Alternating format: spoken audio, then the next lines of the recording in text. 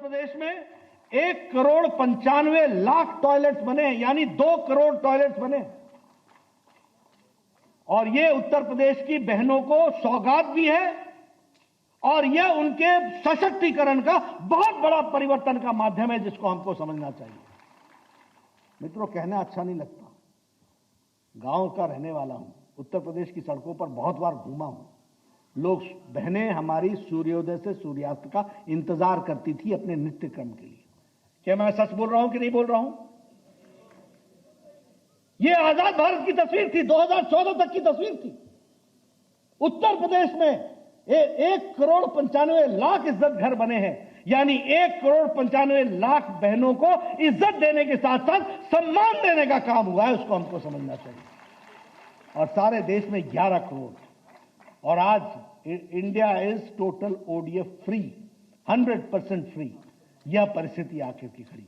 मैं तो स्वास्थ्य मंत्री रहा हूं, इसका असर डायरिया पर पड़ता है, इसका असर डिजीजेस पर पड़ता है, इसका असर जॉन्डिस पर पड़ता है, इसका असर वाटरबोर्न डिजीजेस पर पड़ता है।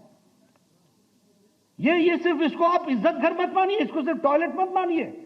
ये हेल्थ के लिए एक बहुत बड़ा सूचकांक है जो हेल्थ के इंडिकेटर्स को आगे ठीक करेगा। ये हमको समझना चाहिए। अगर मैं बात करूं जनधन योजना की, इसका भी मजाक बनाया गया। मोदी जी खाते खुलवा रहे हैं, मोदी जी खाते खुलवा रहे हैं। अरे मिसेस गांधी ने 1971-72 में बैंक नेशनलाइज किए थे, 71-72, और क्या कहा था कि यह गरीबों के लिए दरवाजा खुलेगा। क्या दरवाजा खुला कि गरीब इसकी दहलीज पार ही नहीं कर पाया, बैंक की दहलीज। गरीब तो गया ही नहीं वहां, गरीब तो रह गया सूदखोर के बीच में, उसी से पैसे लेता हुआ।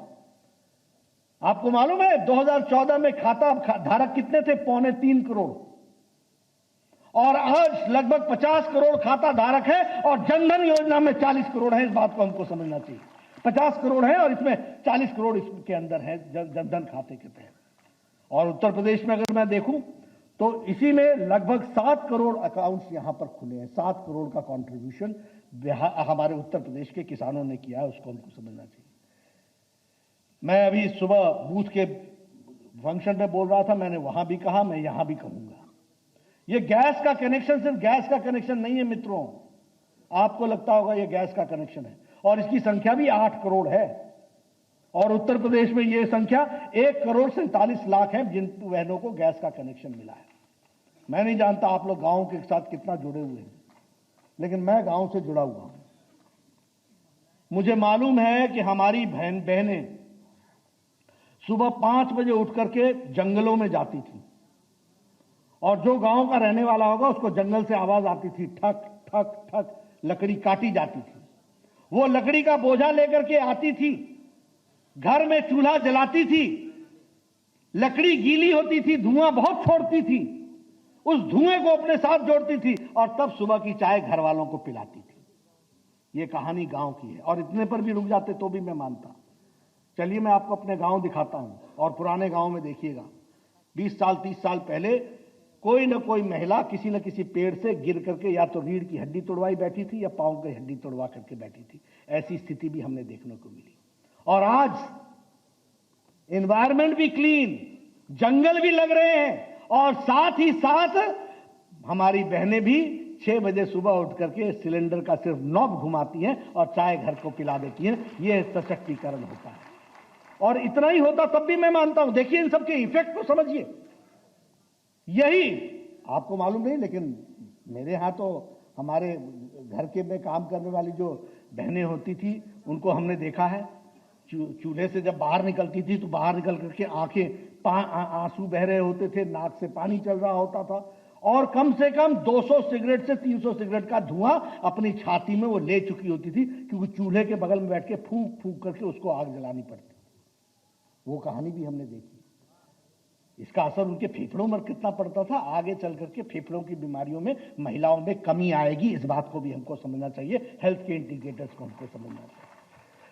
इसलिए मित्रों, अगर मैं हर दृष्टि से बात करूं, अगर मैं सौभाग्य योजना की बात करूं, लगभग उसमें भी आप देखिए 1,28,00,000 हाउस होल्ड को यूपी में बिजली का कनेक्शन दिया गया, 1,28,00,000, और सारे देश में 2,06,00,000 लोगों को यह कनेक्शन दिया गया।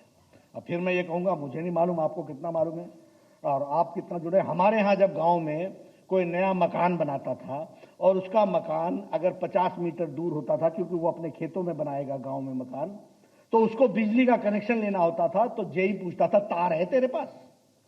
नहीं, तो बोला तार खरीद के आ।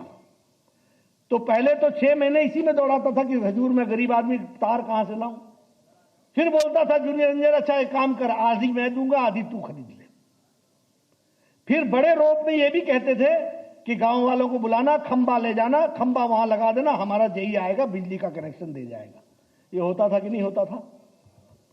आज सौभाग्य योजना में मोदी जी ने कहा घर का कनेक्शन लगाने का काम आपका और बिजली और खंबा देने का काम सरकार का। हम आपको बिजली लगाएंगे और 1,28,00,000 लोगों के घरों में उत्तर प्रदेश में बिजली का इलेक्ट्रिफिकेशन होगा। अब बिजली सिर्फ बिजली नहीं होती है, बिजली का मतलब विकास होता है, बिजली का मतलब पढ़ाई होती है, बिजली का मतलब टेलीविजन होता है, बिजली का मतलब फ्रिज होता है, बिजली का मतलब विकास के दृष्टि से उसके आयोजन होता है, ये एम्पावरमेंट होता है, जिस काम के लिए हम वर्षों तक वंचित रहते थे। 18,000 गांव 2014 तक बिजली के बगैर थे। 18